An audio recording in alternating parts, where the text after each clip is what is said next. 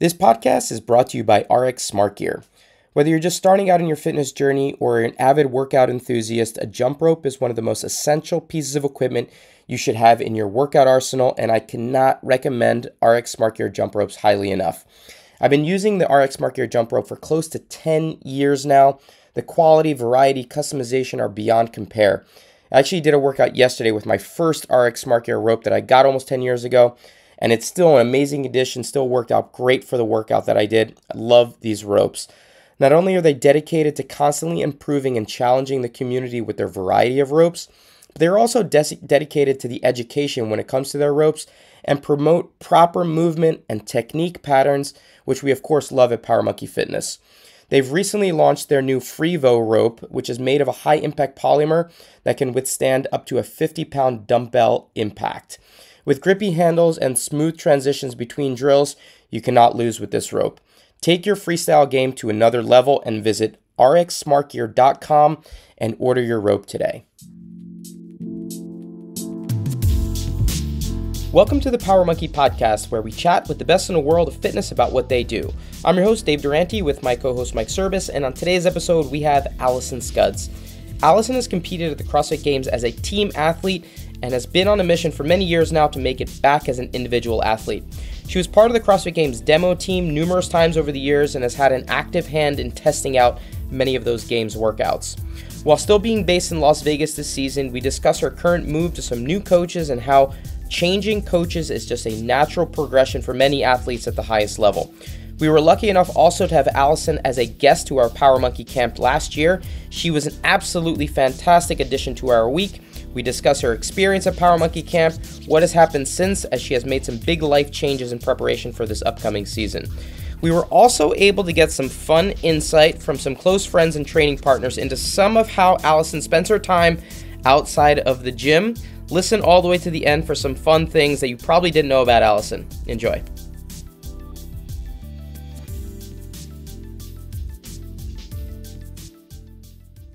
So Alison, thank you for making time. Welcome onto the podcast. And I actually want to start just by having some pride right now for our home state of Ohio. That's And it. Yeah. Dave has a tendency to throw out Jersey references anywhere from 5 to 100 times per podcast. And I'm just excited to have a fellow Ohioan, or at least someone who was born in Ohio, on the podcast for once, so we can use some Ohio references throughout the day.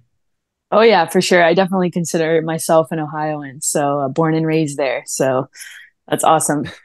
And Dave, I feel like you have to fess up and tell Alison what was told to you about Ohio recently. Yeah, my dental hygienist said she went to Ohio and said it was beautiful there. I was like, oh, Coming from Okay. the Pacific okay. Northwest. So Wow. I haven't really heard that reference of Ohio being just a Yeah.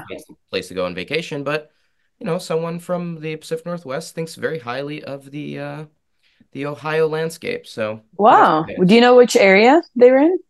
I have no idea. Oh, okay. I was Just curious. Yeah. basically I mean, I feel like you can find beauty anywhere, right? Like it's we can very get true. philosophical with it, but yeah, I think anywhere you go, there's like little hidden gems and um there's national park in Ohio actually, which is kind of cool. There's some caves and yeah, cool oh yeah, little you talk areas about like that. have you ever been up to Hocking Nelson Hills, right? Legends? Yeah, there's Hocking No. Hills, there's Yeah. Nelson Ledges, there's yeah. Yeah. We need Dr. Mike on Pavlik from camp, and he'll get in on Mm-hmm. the whole Ohio beauty scene for all of Mm-hmm. us. For sure. But Allison, I got really excited when Jordan sent over a couple of notes on you that I wasn't aware of, and at first I saw um, Miami as college. I was like, oh, cool. She even went to Miami, Ohio. Like, that's Yep. awesome. And he's like, no, The University of other one. Miami. I was like, oh, I was The like, well, we U. were just talking. Yeah, we were just talking about beauty, and like, Miami, Ohio is Mm-hmm. pretty beautiful, but I guess University of Miami is okay. So, Yeah, it's not too bad down there.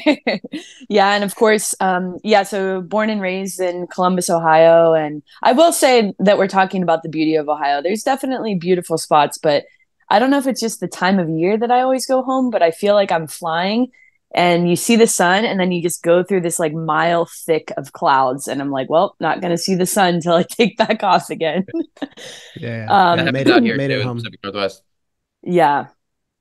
Yes. But yeah, I went to the University of Miami down in Florida, and definitely got all those questions when I was in high school, like, oh, Miami University. And I'm like, had to make that correction 1,000 times. But it was, yeah, went to school down there. And I actually went down to Miami because I was a competitive all-star cheerleader, and a really good program, Top Gun All-Stars, is down in Miami.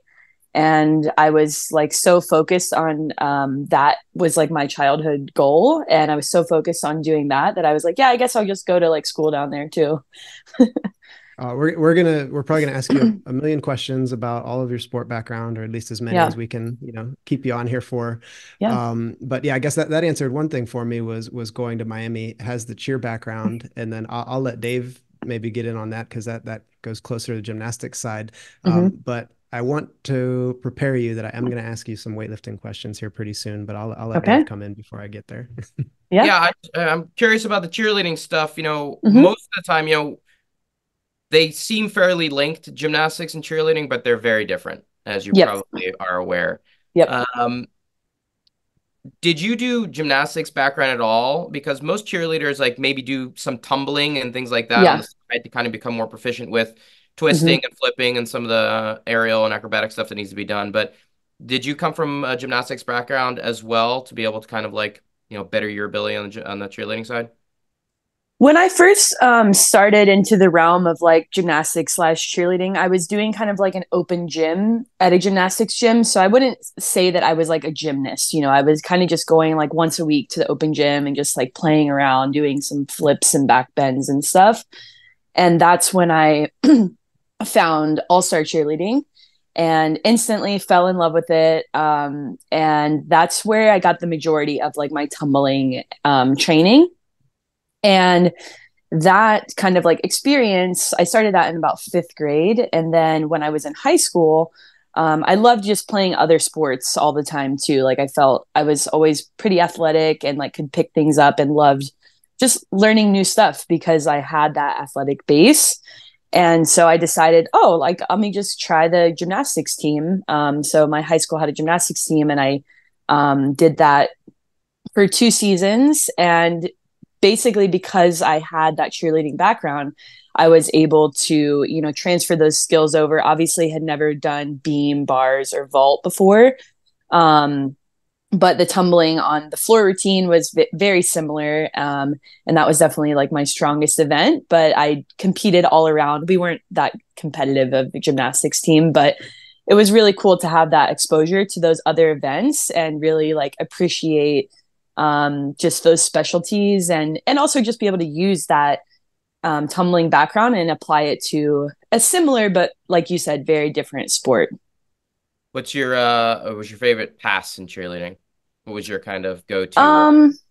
Probably like I was very, very close to get like hitting my double full, like round off back handspring double full. And like, I could sometimes like almost land it, but I wouldn't say that I like actually had it. So like my highest pass that I could hit would like be a punch front through to full.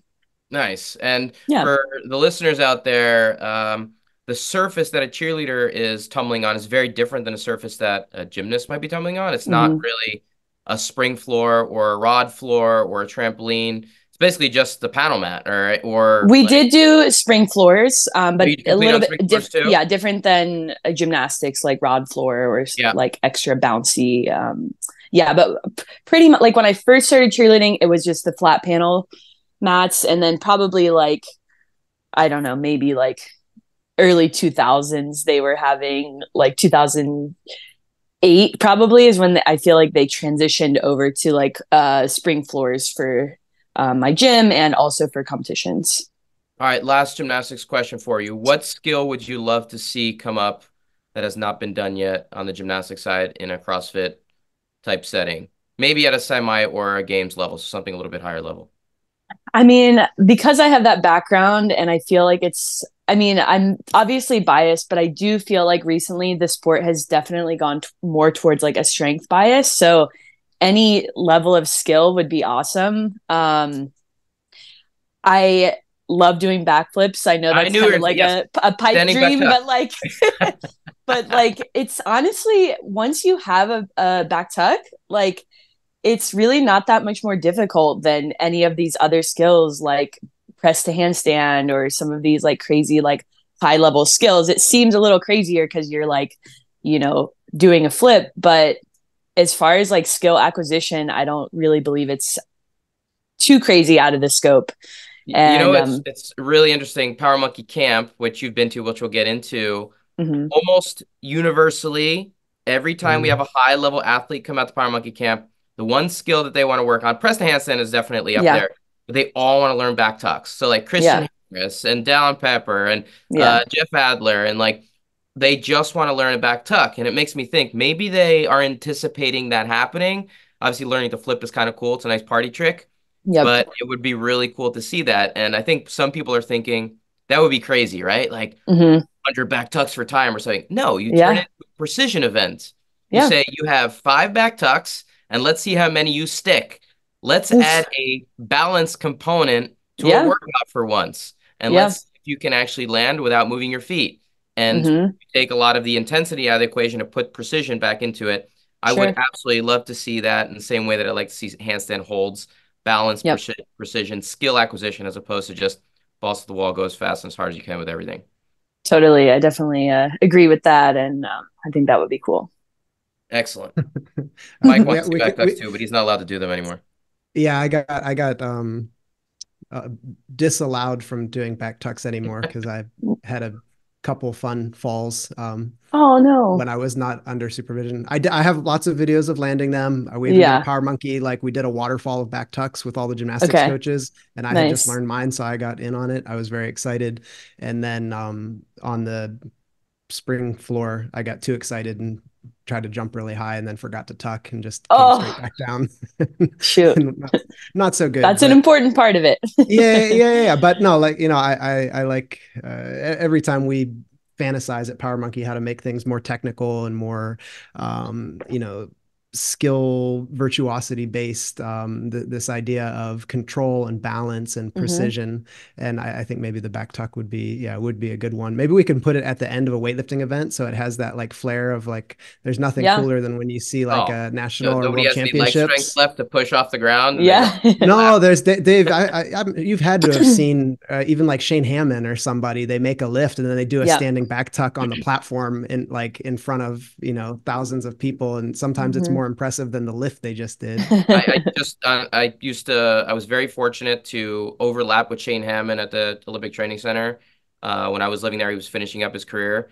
Shane not only is one of the nicest athletes I've ever met in my entire life, he is also one of the most incredible athletes. Like Mike, the weightlifting world is very well aware, but I would encourage all the listeners out there and all the CrossFit athletes to just go back and see how incredible Shane was at doing everything. The dude was, I don't know, what did he weigh, Mike? What weight division was he in? Yeah, so Alison, if you're not familiar with Shane, he was like 2, maybe 3-time Olympian, super heavyweight. So he was like shorter than me. He was like 5'6", 5'7", max, and he weighed right around anywhere from 300 to 330.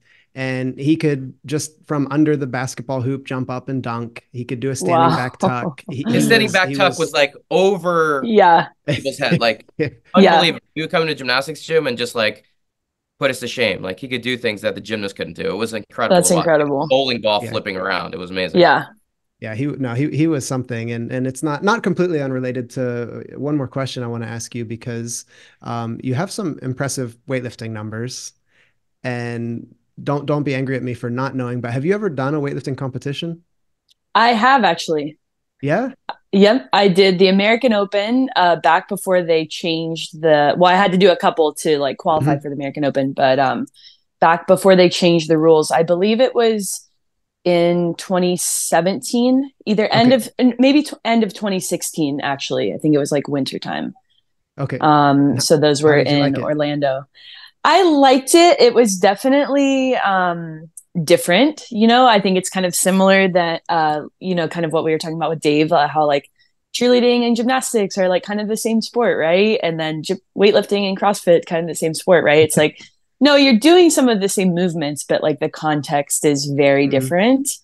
And it definitely gave me like a huge appreciation for weightlifting as a sport, just like as far as the just accuracy of it. Like you only get those 3 attempts and that's it, and so it can feel very like underwhelming when your training maxes are much higher and then you're like, getting used to the environment and the nerves and the resting and all of the like, I don't know what you call it in weightlifting, but like, choosing your attempt and like playing the cards, Yeah. right? And like all that Yep. stuff like that. It's kind of like a sport within the sport, right? Like you do the snatch and the clean and jerk, but then there's this whole other like strategy that to it that I didn't have a ton of experience with that definitely gave me a true like appreciation of the sport. For me, it was just a little bit like it just didn't quite do it for me like CrossFit does, like as Yeah. far as just like that like feeling. And I didn't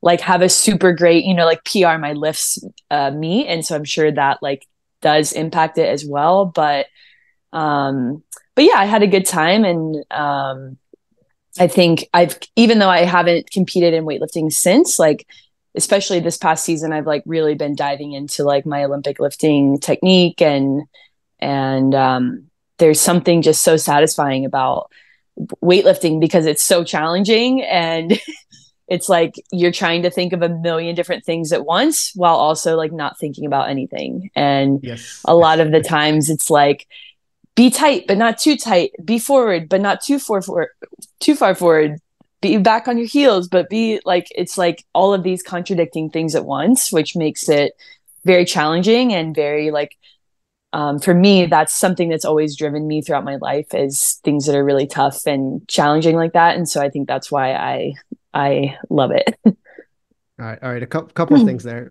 First, I like that and I think it's accurate. You compared weightlifting to CrossFit. It'd be like a high school test that you would take is the same as comparing gymnastics to cheerleading, like fill in Yeah. the blank, like of one of those. But it's really true because yeah, gymnastics and weightlifting are so it's like a really small moment to show what you did. It's Yeah. over really quick and you trained forever for it. And like Yep. in the sense of a cheerleading competition, you at least have a longer routine, maybe multiple Mm-hmm. routines that you get to perform. Then a CrossFit competition can be a day, 2 days, 3 days, whatever. Sure. So I actually like that comparison that you threw out there. Yeah. That's um one thing I've always said though, like coming from a very high level competitive cheerleading then to CrossFit is like you really only get like that one shot at your routine and it's a little longer and there's a lot of parts to it and you obviously have teammates and stuff that you're relying on, but it's very high stress. It's like if I make mm, one little mistake or like the light gets in my eye and I lose my balance for a second, like you're pretty much done, at the highest level. And whereas CrossFit, like there are some events that are very like high stakes like that, like a 1 rep max lift or, max handstand hold or something that requires that accuracy. But for the most part, it's like you just do try your hardest and like obviously you strategize and all that stuff, but there's very few things that can go wrong that aren't really like that are inside of your control. And so for me, like competing in CrossFit, I still get the nerves and still get the stress, but it's far less stressful than it was for me competing in cheerleading. okay. I like that insight. You give us a little bit into your head without us having to pry too too Yeah. much. But you said you've been spending a lot of time maybe on strength, but you said on Olympic weightlifting. Mm-hmm. I'm curious, does that coincide with you had told us that you recently did you move? Or are you still in Vegas, or you just switched some of the coaching that you're doing now? Yep.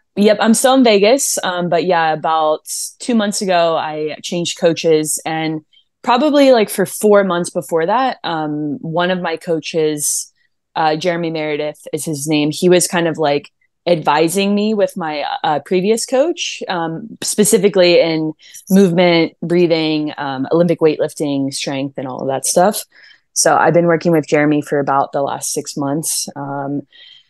And yeah, kind of my goal after semifinals last year, I got really sick right before semifinals last year with like a respiratory something, just, breathing, couldn't breathe, didn't feel super sick, but anytime I would get my heart rate up or breathe heavy, I like just couldn't breathe. And so that was kind of a bummer to end the season like that. But I knew even at full health, like those workouts were very heavy for me. And obviously with the max snatch, those were two like areas that I was like, okay, I really need to like double down on that next year. So I kind of spent the first like couple of months in like a bulking phase. I was like, I feel like I've always kind of wanted to be like a bigger athlete. I'm a little bit on the smaller side for like games average.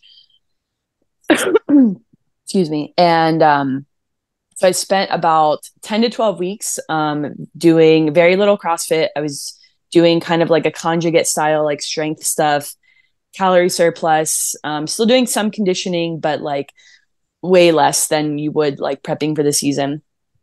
And I was able to put on a little bit over 10 pounds during that period. And then since then, I'm eating kind of like at a maintenance phase. And obviously we've slowly been working more towards like sport specific and like getting ready for the season. And I'm trying to just kind of like maintain that body weight above like 150 is where I'm at now. And yeah, big focus now on putting lots of hours in, lots of reps on the snatch, and also clean and jerk, but clean and jerk is a little bit better for me right now. How do you feel? Oh, sorry, Dave, just real quick. No, How do you feel, especially now you've had some time to train as you were adding body weight and then at that body weight? How do you feel at that body weight? Now it feels pretty normal. But yeah, like when I was first there and kind of adding back in that conditioning aspect, most things honestly felt pretty fine. The two biggest things that I noticed a difference in was running and like muscle ups. Those two things felt very, very hard at the beginning, and like legless rope climbs, kind of similar movement. But yeah, I definitely feel like I'm at least back to where I was at a lighter body weight, if not even stronger and better at the gymnastics stuff. And running is kind of like always a thing for me. It's tough because I'm like, I feel like I'm on the smaller end, but I'm also not that great at running. And so it's like I need to get bigger, but like also better at running. And sometimes those kind of contradict each other, but I'm hopeful that, the more mass this year, and just been putting a ton of like, the biggest difference I think in my training these past few months has just been a lot of like lower intensity conditioning. So I'm hopeful, just kind of trusting in that, and that will be something that helps me get better at those like longer running and conditioning stuff. I'm curious on the coaching side a little bit. You're switching coaches, and I brought this up on the podcast before, just in terms of my career, and I always like to say that every coach that I had in my career had a distinct impact on my career in different ways. Totally. Appreciation for the importance of team early on, and focus to detail work, my first college coach, and then the importance of doing numbers and volume to get your body wrapped around particular movement patterns. And then finally, the mental side of making sure that you take turns with precision. And for me, it was very distinct what I was getting from each of my coaches. And I think sometimes people are like, oh, an athlete is leaving a coach, something might be wrong with that relationship, or something happened. Whereas as an athlete grows, maybe you need something different in that part of your career. And I'm curious at this point, you're in your 30s now. I hope you don't mind me mentioning that, but no, absolutely. I'm proud of my age. Yeah. And you still are on the cusp of making your first individual games. And I'm sure that's a lifetime goal for you to say, you're not on a demo team, you're not on a team, you're there competing as an individual. What are you looking for in a coach, and what is Jeremy is his name, your newest coach? Jeremy Meredith and David Spurd, like they're together. Right. And are they in person with you in Vegas now, or are they remote? No, they're actually both in Canada, and they don't even live by each other. They both coach Brent together, actually. Okay, awesome. As Fantastic. well. Yeah. But at this point in your career, what are you looking for in a coach to help provide for you? And what are you noticing that Jeremy and David are able to provide, even if it is a remote type of a situation? Yeah, I love that question, because I think it's so true. Anybody who's been an athlete knows that. And obviously some, relationships don't work out, but I feel very much your same sentiment of like, I have a huge appreciation for all the coaches I've had in my life. And Obviously, I'm still in Vegas training at the same gym, so on very good terms with Justin, who was my coach the last couple seasons. And yeah, I think, as a coach too, you understand that like athletes, grow and they're going to need different needs. And honestly, like exactly what you just said, like recognizing like what my needs were was like, I think the biggest lesson for this season was like, oh, I have these specific things as needs as an athlete, and every athlete is totally different in that aspect and what they feel like they need, and even in the different seasons of their career. So I really felt like I was looking for very like technical coaching, because I felt like I kind of used to be, coming from the cheerleading background, like I moved really well and I was very efficient at a lot of things. But I felt like recently I had kind of just been like putting that on the back burner, like haven't really been like diving into my technique, and specifically like with my snatch and my ring muscle ups. Those were two things that I felt like I had kind of like plateaued skill wise on, and I wasn't doing a lot of like intentional work to improve the technique. And there's so many different things in CrossFit that you need to get better at as far as like movements, but also just like why do you like, what's limiting you in those movements? Is it your technique? Is it just your conditioning? Is it your strength? So just being very intentional with the programming and also just that technical aspect. So that's something that I'm really like excited about. Like I've never done this much technique work on my weightlifting specifically. And that was I think one of the biggest changes is like I will have like a 2 hour long snatch session and I never go above like 70 or 80%, but I'm just trying, basically how I'm visualizing it is like I've put so many drops in this bucket over here of like a technique that's like suboptimal. And now I have this new bucket here where I'm trying to like fill up as many drops as I can. And those drops are better reps. And so it's like, I'll spend 30 minutes with an empty bar. And that's kind of like unheard of in my previous training and some of the aspects that I've seen like other athletes do. But like you said, I'm 30. I've 31 actually, and I've been competing for, this is my 11th Open this year, and so I kind of feel like I have nothing to lose, and like I can't keep doing exactly the same thing that I've been doing in the past. And so yeah, just trying something different, and hopefully those different things will continue to move the needle, and one day it will be enough to make it to the games. You're making Mike so happy right now. I'm really see Mike so elated with comments about percentages and amount of time spent on technique work when it comes to lifting. Yeah, I haven't missed, I don't think I've missed a clean and jerk in like 5 months.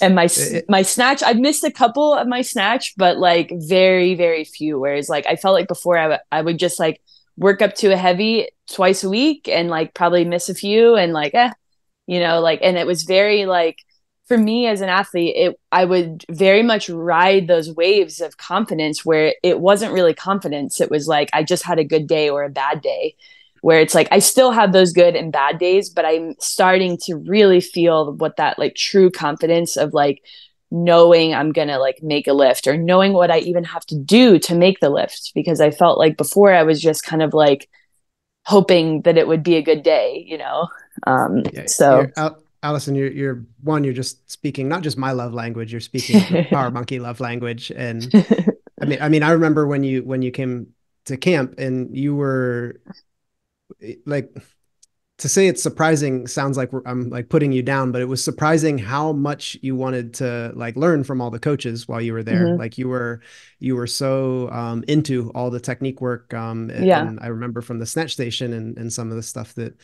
you were saying you struggled with and everything. So just the fact that you've found somebody that is like giving you the chance to I would say take more ownership of your training, because like Hmm. if they give you the things to do, you seem like you're like, I'll do them, like just Yeah. give them to me. And Yeah.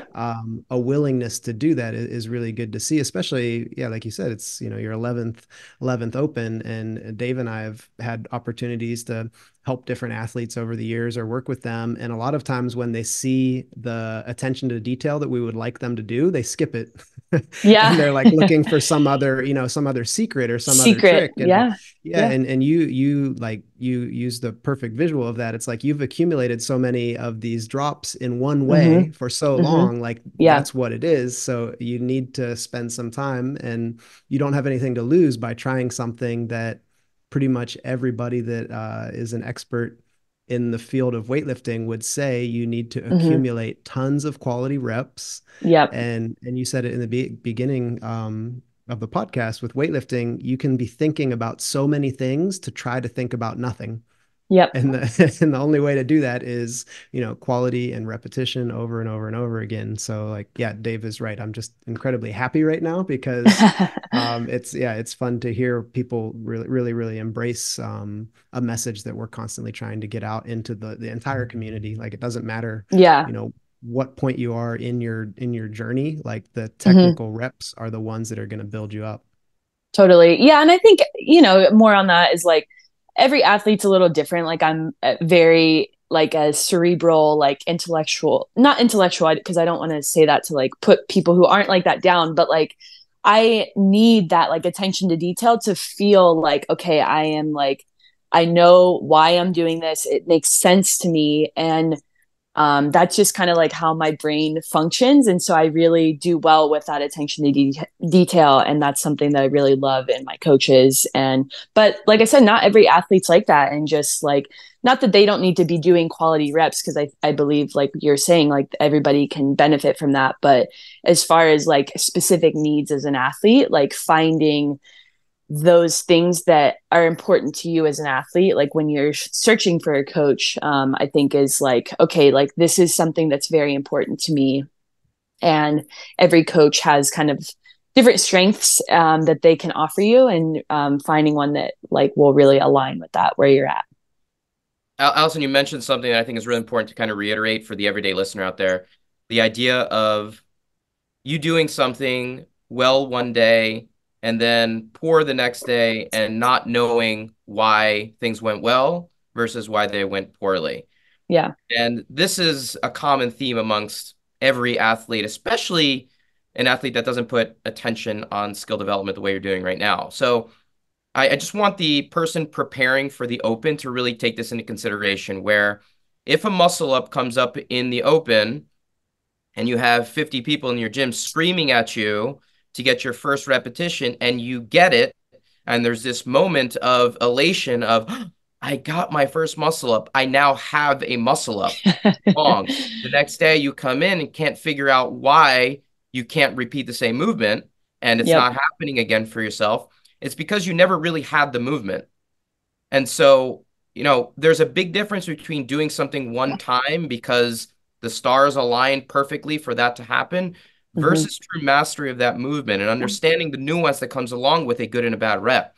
And so what you're doing is giving yourself the ability to make a change as an athlete. And that to me is so fundamental as you're saying cerebral or higher level understanding of movement as an athlete, is to be able to make a change in real time. Mm-hmm. And this is so hard to do.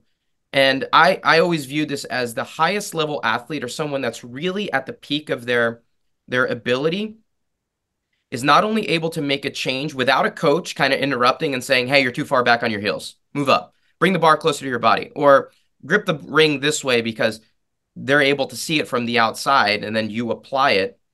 A higher level athlete is able to make a change in a static variation where no movement is being done, where you can say, okay, I'm standing with the barbell here and I can make a change and know that that's correct.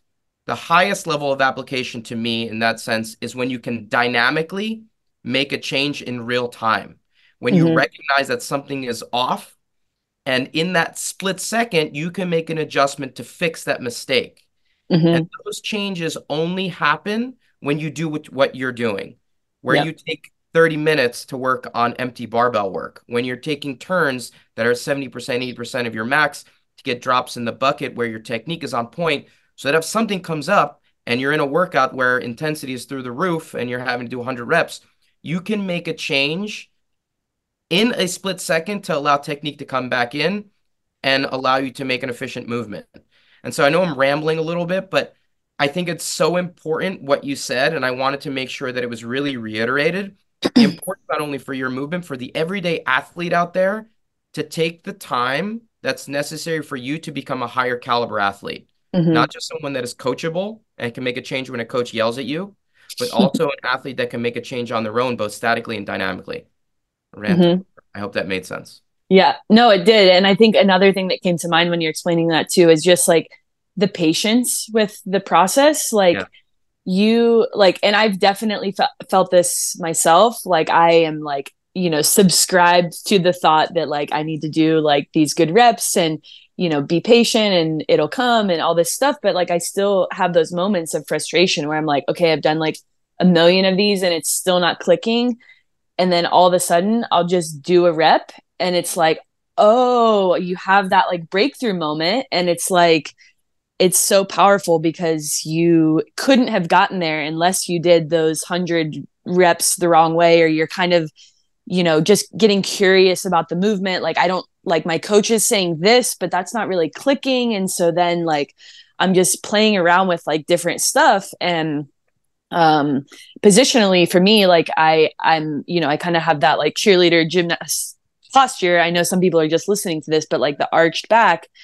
And so for me, a lot of this stuff I need to like push my ribs back, and that feels A, kind of unnatural to me, and B, like it's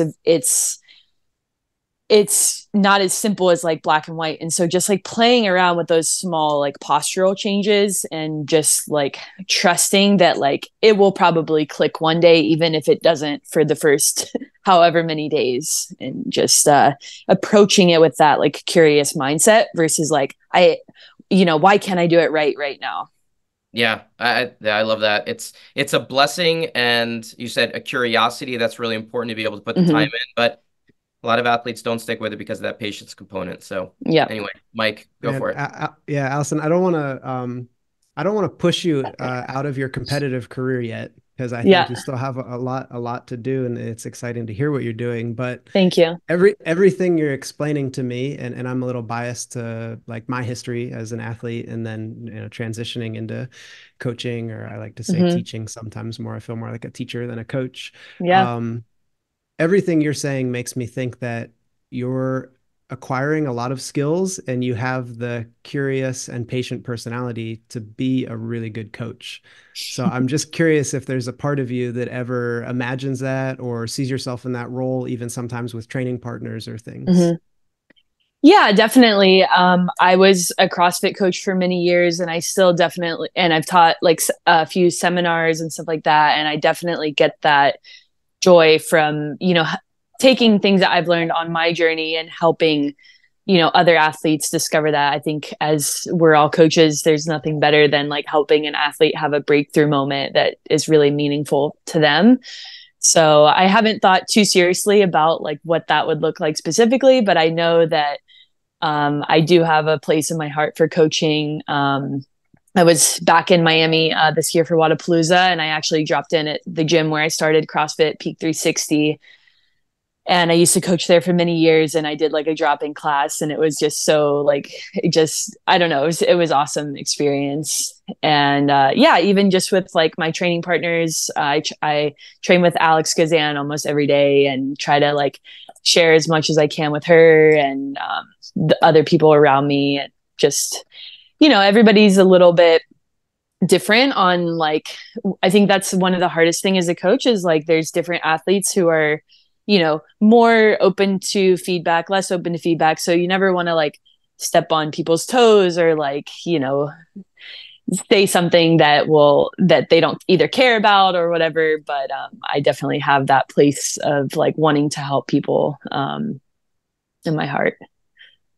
Yeah, I mean, Dave said he was talking about the higher level athlete that will, make these corrections and adjustments, while they're moving dynamically. And one of the things that I've noticed from a lot of the coaches that we work with, on our team, and some of the people we bring in as coaches, is they all seem to be that type of athlete.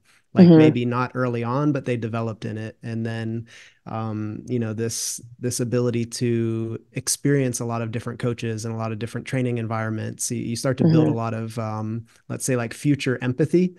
Yeah. So, you even said like, I'm doing all these reps, and maybe I get frustrated because I don't feel it click, and I don't Mm-hmm. know when it's going to click. And Yeah. just from my experience, there were some things that actually never clicked for me. Yeah. But now that I've been coaching, I'm like, oh my gosh, it's clicking for the people that I'm teaching. Like Huh. these things that Yeah. I tried to do for 20 years that like I would get Yeah. close to, but not quite. And then Uh-huh. that struggle, when you're able to then offer it to other people, it's a cool experience. So I really wanted to hear, where you were at with that, not pushing you too far into the future, but Yeah. maybe putting out a little branch too, because we had a lot of fun with you at Power Monkey, so we need to get you Yeah. back out there. Yeah, absolutely. Well, I want to ask you about camp a little bit. And I always, Mm-hmm.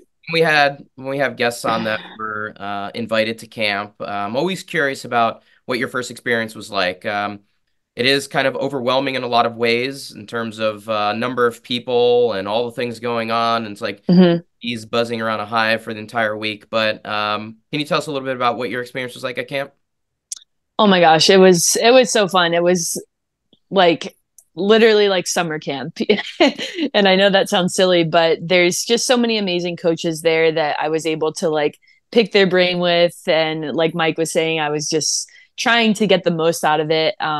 And like talking to the coaches, outside of the sessions and trying to get as much value that I could. Cause for myself, like I have always been like just a sponge and like super curious and trying to learn as much as I can from those around me. And so that was really great to have different like specialties with Hinshaw and Duke and you guys and Chad and everybody. So that was, yeah, there was just so much going on. And also just like chances to be in the community like that are just so special because I think as athletes, like we can kind of like get into this like, our lives are very routine and like we're training and like pushing ourselves hard every day. And we don't often get times to like feel that love from the community. And it helps you just kind of like reframe like where you're at. And I think it's easy as an athlete, especially at least for myself, like to be like kind of negative on myself, like, oh, I'm not getting better. Like I'm, not improving here. And then to just kind of be humbled by like just how um inspiring just like doing what I'm doing is to other people. And that's why I truly love being an athlete, is because I can share those experiences and help other people like go after their goals. And so I think, yeah, between the coaching and the community experience, it was an amazing time. Well, we loved having you, and you and Alex together were such a dynamic duo, and such a pleasure to have campers, coaches, staff. Everybody just spoke so highly of their interactions with you guys. So we just appreciate when special guests put in the time to get to know the campers. Yeah, totally. That's just awesome to see. I do have to ask you a question about um, pickleball. You Oh come yeah. from tennis was another one of your background sports, but I Yeah. don't think we actually saw you play pickleball at all at camp. Did you pick up a I paddle? don't think I don't know if anybody was ever playing when I was there. I think I got there a little like a day late or something. So it seemed like the pickleballing was happening Oh man, before we I saw got there. Alex playing quite a bit. We saw Yeah. Alex playing quite a bit. We thought Yep. maybe you just didn't want to show off your expertise and that you're Maybe. Vincent in. I think I actually played pickleball for the first time like after the camp. I had never Ah, all played it right. before that, but I just don't feel like I had an opportunity to because there was so much going on. Like I was jam packed when I got there. Well, we I have think expanded the pickleball offerings immensely since you came. Okay, That was okay. that was like version one. That there is no more just tape on the ground. No, well, no. we have many court setups now, and we're gonna have a full tournament throughout the entire week. Wow. We have Power Monkey paddles that were made up, branded Let's special go. for it. It's become a whole thing. Pickle Monkey Camp is not too far off. It's Okay, okay. going to become its own thing soon enough. So That's awesome. we're thinking your tennis background might allow you to be a formidable opponent next time you come out to camp. Yep. Let's do it. Okay, so I want to ask a little, and I'm sure you get this question a lot about demo team stuff and what experiences something like that is like. So for the listeners out there, demo team, the crew that test out the workouts for the games, you've done it twice. You were captain for the demo team back in 2021. I'm curious about what the captain of the demo team does, but are those experiences positive for you, or you feel like you're just on the other side of the fence, like I'm here, but I'm not here. I wish I was here in a different role. What is it like to be part of the demo team? Yeah, so three times actually. I was 2017, I was on the demo team, and then yeah, 21 and 22 I was the captain of the demo team, and 22 no 21 was a very interesting year because we lived out close to the ranch, and so we were doing a lot of the testing leading up to that games. Basically, like I finished semifinals, and I had been helping Dave with some like previous projects throughout like the earlier season and during COVID when they did the like at home kind of like support your local box open thing that they did. So I was in contact with him already, and basically when I think I was still at semifinals, and I got a text from Dave or Lucas or somebody who was like, all right, can you come out to the ranch to start testing stuff like right after semifinals? And I was pretty much there like for months, like pretty much until semifinals, until the games, just testing so many variations of the workouts. So that was like an incredibly unique experience, to be like that close. And it was just cool to see like behind the curtain kind of like how much attention to detail and just iterations that they go through, things that the programming team is thinking of. And it really gives you like a lot of respect for the process. And I know, on social media, sometimes people can focus a lot on the negatives of that stuff, but I'm often trying to like advocate for the team. It's like, yeah, of course there can always be improvements and getting better, but like, I don't think it's as like willy-nilly as you guys are like imagining it to be. Like, I think it's very thoughtful, and they're trying to, turn over all these stones of like things that could go wrong or possible scenarios, but it's tough to do all of them. So that was, I feel very lucky to have had that experience. And then just to see it like through to the games, was awesome. And I think there's always a little bit of, like you're right there on the sidelines, and it would be awesome to have that like experience as an athlete out there. So I think no matter what, like as a competitive athlete, you're going to feel that way. But I have to earn my spot to get there. And so I think that is just like, I just feel grateful to have had like such a unique experience, because there's far fewer people who get to experience the demo team than, competing at the games. And obviously that is my goal, is to compete at the games. But, those demo team experiences were amazing and unique on their own. I got one more question, Mike, before you can jump in. So going from 2021, which I believe was Castro's last year of programming, into 2022, yep. Boz's first year of programming. Yep. We saw a lot of transition into a lot more, like we talked about, skill-based work, a little bit more heavy on the gymnast side in 2022. But what we did see not that long ago was, this came up in a different podcast recently, workouts that weren't so fulfilling from the viewer side of things because sure, the skill was maybe so high or different, something like a crossover, right? Crossover that athletes had never done before. If you're demoing things like that and then not able to complete the next part of the workout, does that get taken into consideration from you guys? And like, hey, we're just going to see what the athletes can do, even though maybe the athletes are not even be able to do this workout and get past the first phase. Is that something that gets considered? Yeah, I think everything really tries to get considered. There's different aspects of like what is this specific test going to look like? What is the overall test going to look like? What is the spectator experience like? What does the day look like, if there's 3 events in a day? So I think they try to consider all of those things. And I think that's why they try to do as much testing as they can. In 22, I didn't really do that much testing for them because we were living out in Vegas. And so that experience was a lot different. I basically just showed up at the games a little bit beforehand, and that was mostly just like some like final touches on events that were like site specific that they couldn't test offsite, or team events, and then kind of like doing the briefings for all the different categories. So I don't know if that specifically answered your question, but I think that they take into consideration like all the people that have tested those events and kind of decide like, all right, this is what we're hoping for. And sometimes like, even though they've done testing of multiple variations, there's something that they can't predict, Sure. I think maybe where I was going with the question was, would you find value as an athlete? I know this is not possible just with the way CrossFit is structured and the way that you going into a competition.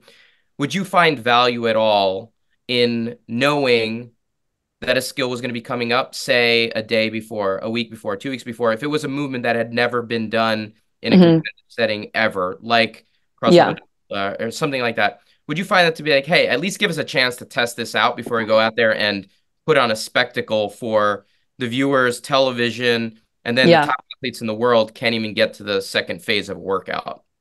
Totally. Yeah. I mean, I think I can understand both sides of the argument. I think, specifically with those like higher skill things like that specific workout with the crossover dubs, like that, obviously if athletes would have had a chance to even just like have the proper equipment, right? Like some people were trying to do it with their speed ropes and that's like almost impossible.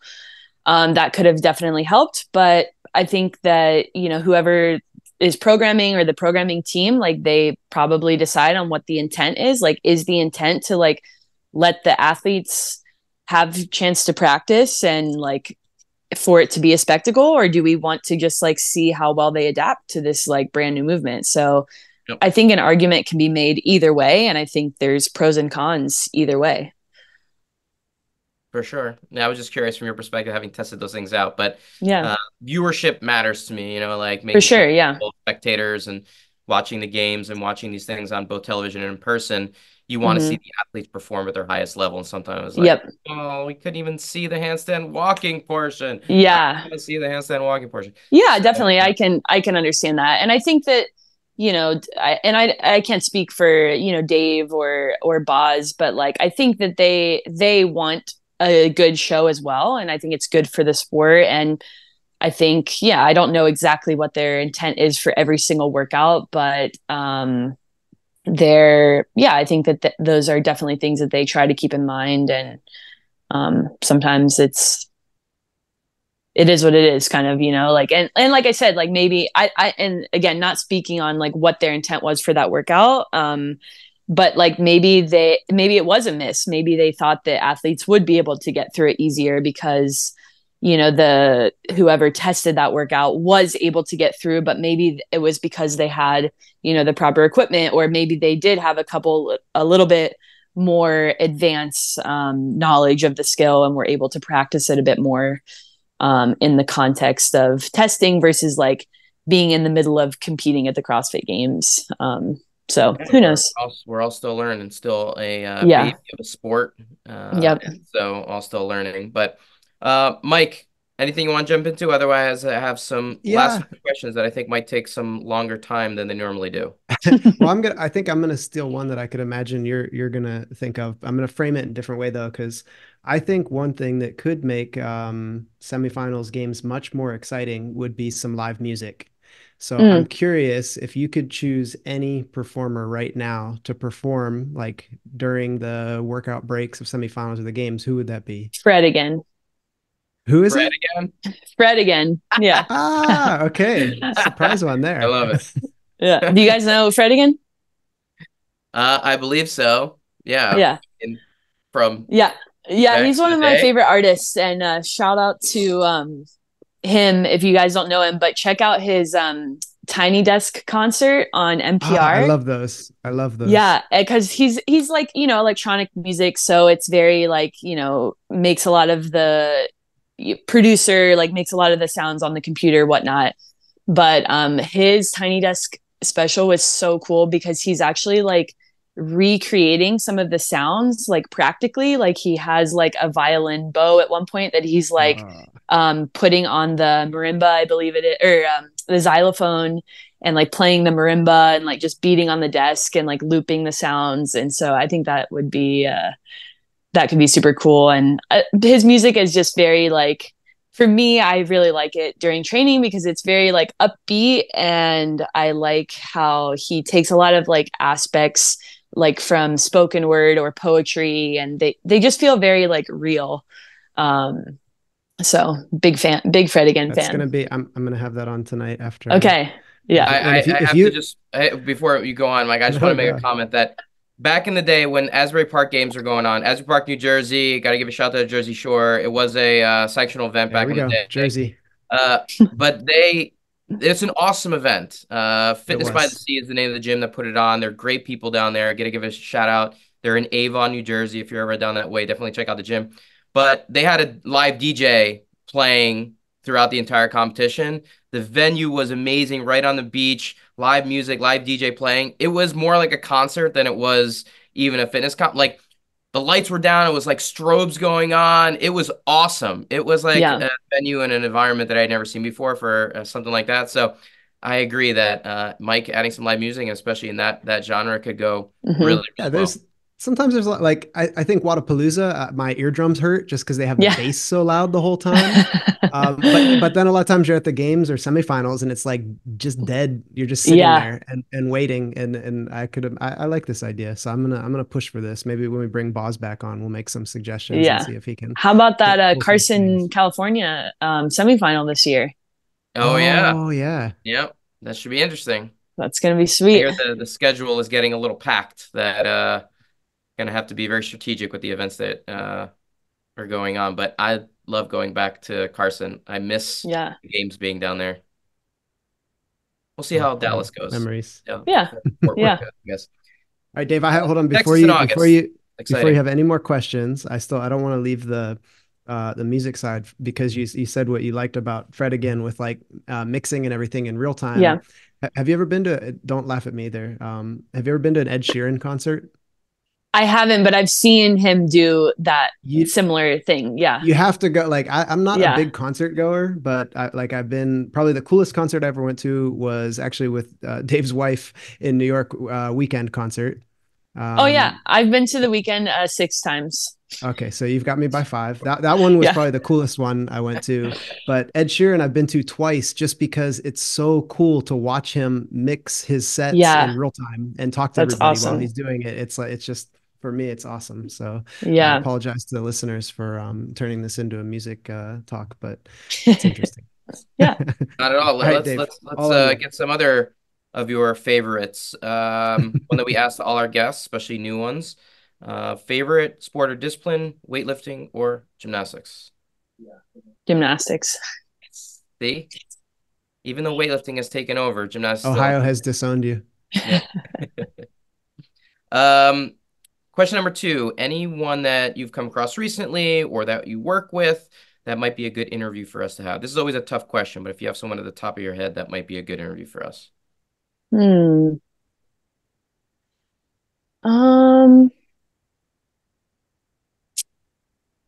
I mean, the people that came first to mind were my coaches, Jeremy Meredith and Dave Spur. I feel like Jeremy, especially since I've been working with him a little bit longer, like he is just one of the like I've met a lot of coaches in my career, and I feel like he is just one of the like smartest, and just not only like he knows a lot about almost everything. Like we'll just be having like our weekly check-ins, and he'll just be like, oh yeah, check out these like breathing things that just like off the top of his head, he's able to just like recall a ton of information. But honestly, just the way that he can like apply that information and like tell me how to like make changes. Like with technical stuff is like just through a text message is really incredible to me. So I think he's kind of like a hidden gem in the coaching space. He doesn't have like a big, he owns a gym, CrossFit Vernon in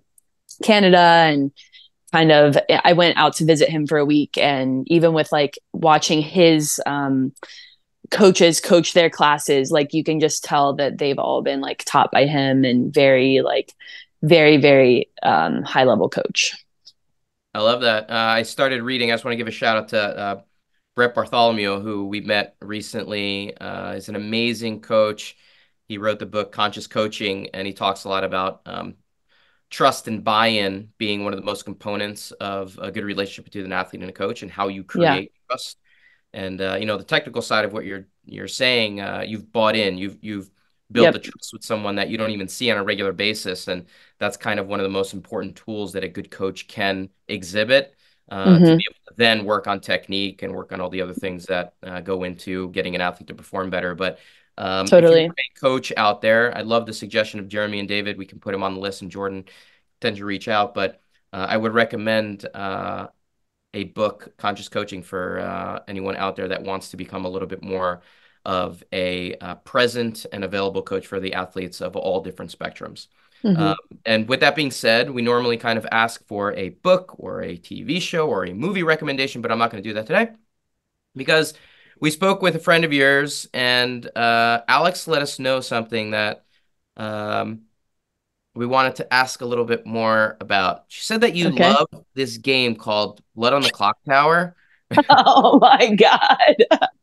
And that you really enjoy watching other people play this on YouTube. So can you give us a little bit of an idea of what the game is and what Alex is talking about in terms of your love of this game? I love that this came up.